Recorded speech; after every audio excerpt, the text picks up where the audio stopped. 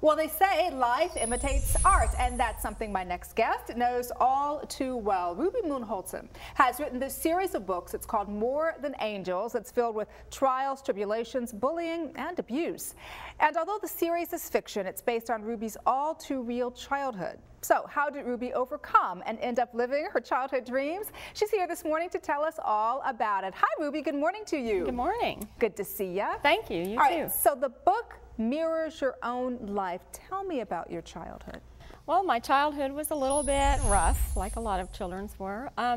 I had a stepfather that was kind of very, he was okay at times, but when he was abusive, he was very abusive. And when I was in school, we got bullied a lot and made fun of because our last name was Moon.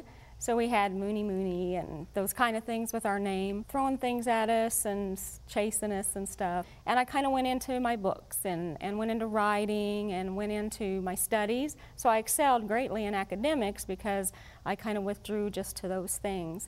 What was the turning point for you? On TV came this show called Star Trek.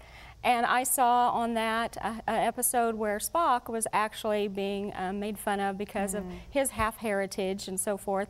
And so whenever I saw the trials he went through and how he had friends that really accepted him, that kind of gave me an idea that, you know, he put himself in academics and so forth. So I saw that as a path I thought that I could do.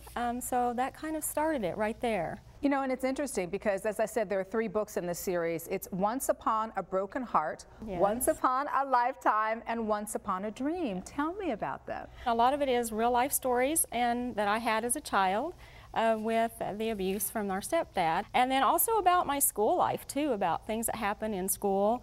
And teachers kind of really not paying attention to things like they do now. To bullying, yes, to the bullying, name calling, yes, and all of that. Yes, that's very true. It's very much in the news these days. Yes, now it's like a crime now, and back then it was part of, you know, that's part of life. Just toughen up to it, you know, that's just it.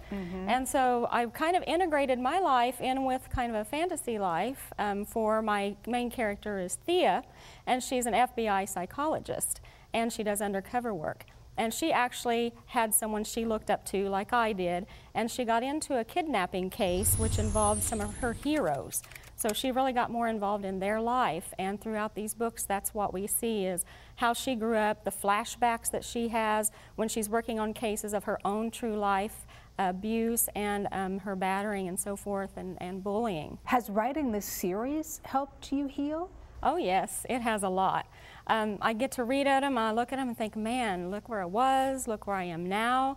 And if it weren't for, you know, those people I looked up as mentors, even though they really weren't there, and that's why I called them more than angels, because, you know, I mentioned in there that the character was talking to one of her heroes and saying, all of these things are happening to me, you know, why are they happening to me? You know, I thought there were guardian angels out there, and if there are, how come they're not doing something about this?